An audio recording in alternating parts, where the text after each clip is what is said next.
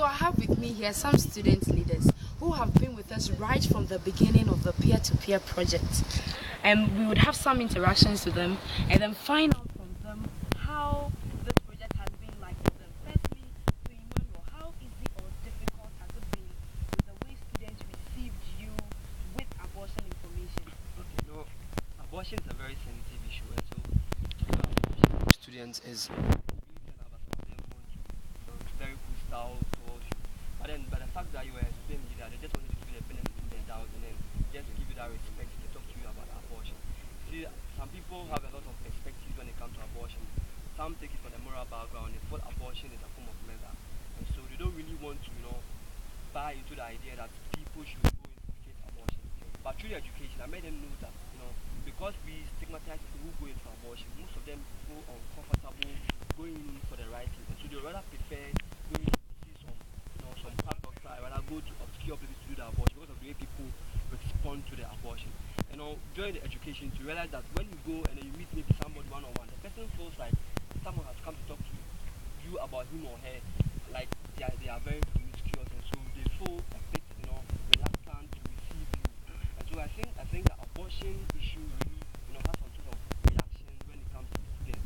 So they don't really buy into the idea, you educating them, even though they might be involved in the act. But when you go and then you have to think about education, they wouldn't want to, show up that kind of acceptance, but they feel like they are going to tag them, they are into this act and stuff. And so it wasn't really easy, but then I think the education was, successful. Some of them got to do the abortion, even though it's illegal.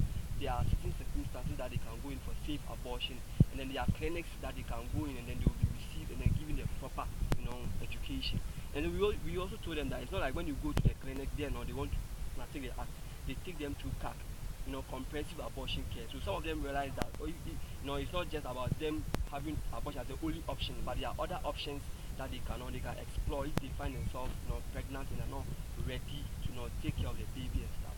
So I think it was really interesting. It's good to know that it was successful regardless of the hindrances and obstacles that way. Okay, so I'll go to Joshua. As a student leader, Joshua, what do you think can be done to make abortion information or abortion education much more, for want of a better word, let me say, to make the education much more receiving? How can we do it for people to receive the information without the tagging and the resistance that we are met with? Okay, being a student leader, most specifically at Commonwealth Hall, and then my interaction with other students also, I realized that actually has to do with the packaging and the way the information is being relayed to the students really doesn't make it receptive enough. They came from a cultural or religious background where some of these issues are really being treated with some kind of hatred. Okay, they really see it to be a bad practice. So in as much as they came from this kind of environment, they try to hide it. So they really don't get a chance to really get the information they need. And now they come and they are a mixture of a lot of students, people who are in a way enlightened, others who really barely have knowledge about it. And the fact is they confide in their friends enough. So sometimes the information may not be really accurate, sometimes it may be authentic and so. However, I think ways to really get people to patronize this information has to do with incorporating into the curriculum. If the university is able to incorporate it into the curriculum, like we have university required courses where we can have courses talking about sexual reproductive. So when this happens, a lot of people will be forced to learn. Not necessarily forced, but then they'll get a chance to know what they probably wouldn't have known. And moreover, they will know that the source is authentic.